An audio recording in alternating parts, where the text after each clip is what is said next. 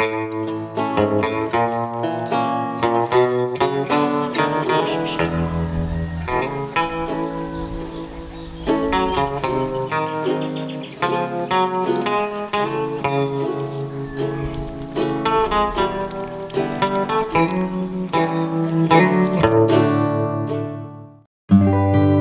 guys, it's a beautiful day once again and welcome back to Dexter's World channel.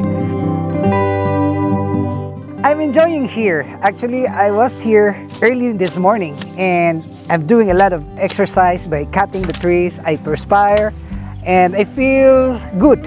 And it's been my attitude ever since that my coping mechanism in order to avert the stress, to avert the boredom and sometimes the loneliness.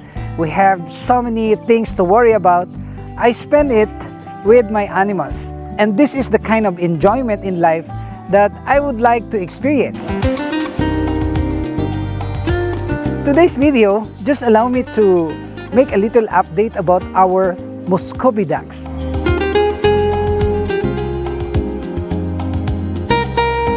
Because these Muscovy ducks have laid their eggs elsewhere. I have collected some 5 eggs that are already broken. I did not figure out that they will already lay their eggs. I was told that they are about to lay their eggs, but 2 hens of these Muscovy ducks are already laying their eggs continuously. So I instructed my staff to hurriedly make this housing.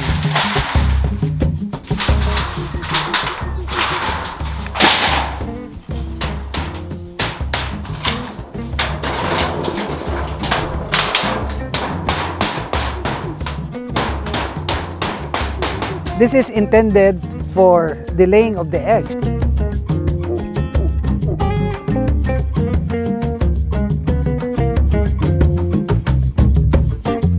Actually, this is just small, and this is not the permanent structure because we are going to fill this with filling materials, and then that's the time that if the area is already elevated, that's the time that we can put or fix the permanent structures.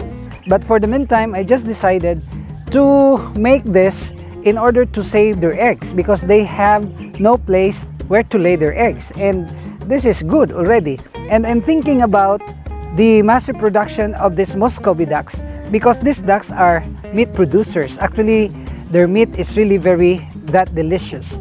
And another thing that makes me very inspired to venture about this business as well is the fact that they don't have known diseases. Unlike the chickens, unlike the birds, the quails, they have known diseases. But the ducks are very hardy fowls that you can put them anywhere, in a dry land or in a wet area, you can do that. And I'm so inspired because they have, as what I have said earlier, already started laying their eggs. Well, this stands 4.5 feet, and then it's sloping down there. It's 4 feet over there, and we have here this 1.5 meters, and we have 3 or 4 meters right there. So it's already good, and we are actually experiencing now this summer. In fact, El Nino, as the expert says, and we will utilize this summertime for the fast tracking and the building up of the housing for our goats, for our rabbits, and even for these chickens. But I would like to start with the Muscovy ducks and the chickens. I already have materials for this, and I hope that we can accomplish this mission for this year 2023. And also, I would like to use this place or utilize this place for our catfish and Japanese koi. And in our earlier videos, I said that we have produced plenty of this catfish and even this Japanese koi and goldfish, and this gonna be the area where we're gonna raise or grow out our fish. And the water of this place is actually unlimited because this has a water supply through the irrigation, and over there we also have a vast of water supply.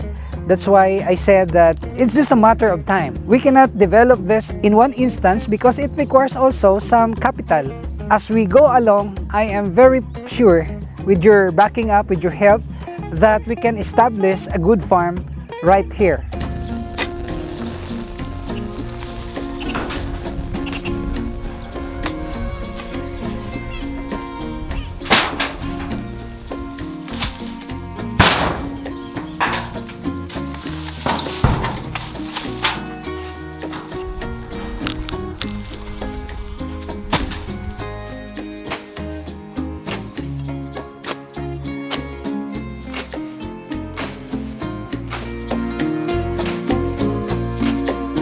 You know, this area is just very near to the heart of the city because it's just 7 kilometers away from the heart of the city.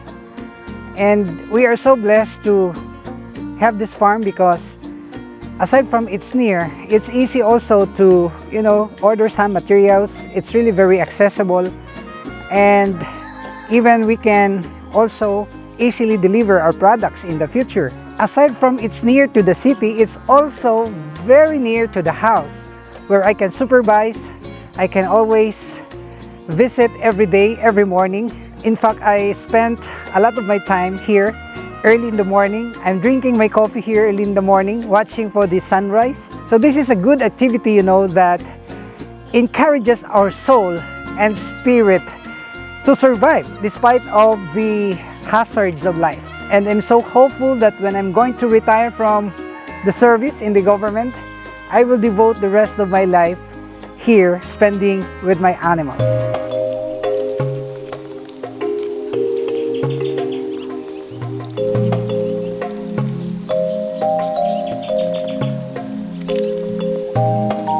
So these are the eggs that we have recovered, and 3 of these eggs, because we noticed that they have laid 5 eggs already, and 3 of these eggs were broken. And this gives us some urgency to really fast track the fabrication of the barn, or what we call this makeshift of the housing, that we can allow them to lay their eggs. So what we're gonna do next is to fabricate some boxes for their nest where to lay their eggs, because they will really be enticed to breed if they feel that they have the place where to lay their eggs. And this is the instinct of the animals, as what I have observed. So guys, I am telling you that the main source of food here is this Nerite snails, and I'm holding this hundreds of eggs that are about to be hatched. I can feel that they are going to be hatched 2 or 3 days from now, because their color is turning dark already. And you will see right here that I have this couple of snails, and the production of this snail should be protected as well. That's why I'm not using any pesticide or herbicide for this farm, because it will kill the natural food. So our next video would be putting up some net right here. Of course, we will fix the perimeter, the dikes, of course. We will fix this one because this was destroyed by the flood.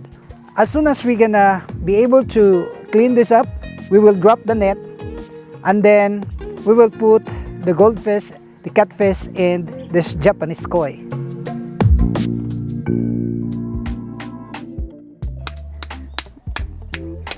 And this is the best for our ducks. I already have tried giving this to our ducks before in our old farm. We also have plenty of Nerite snails, and this is really good for the chickens, for the ducks. And what's good about this food is that you don't have to invest capital to produce them, because they are naturally growing in the vicinity. There's no problem so much about the food. You can just give or spend a little amount of money for the food, and all the rest of the food during the day will be the natural food. And these ducks have the ability to get their own food from the wild.